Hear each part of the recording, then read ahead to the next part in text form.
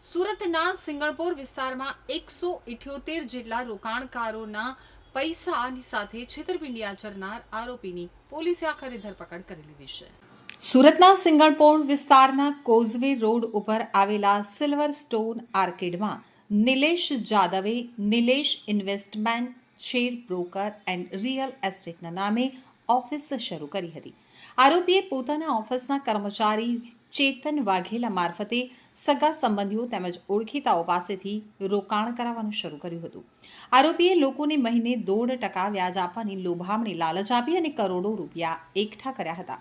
તો ચેતન વાઘેલા હસ્તક કુલ 177 લોકો પાસેથી 3.38 કરોડનું રોકાણ કરાવાયું હતું. શરૂઆતના કેટલાક મહિનાઓ સુધી વ્યાજ ચૂકવી અને ભરોસો જીતનારા નિલેશે પછીથી ચૂકવણી બંધ કરી દીધી હતી.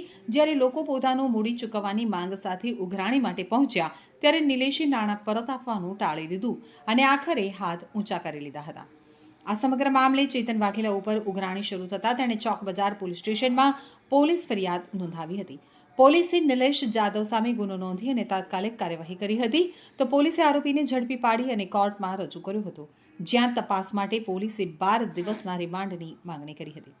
પોલીસ દ્વારા કોર્ટમાં રજૂ કરવામાં આવ્યું કે આરોપી નિલેશ જાદવે સુરત શહેરમાં અને તેના આસપાસ ઘણી સંપત્તિ ખરીદી છે.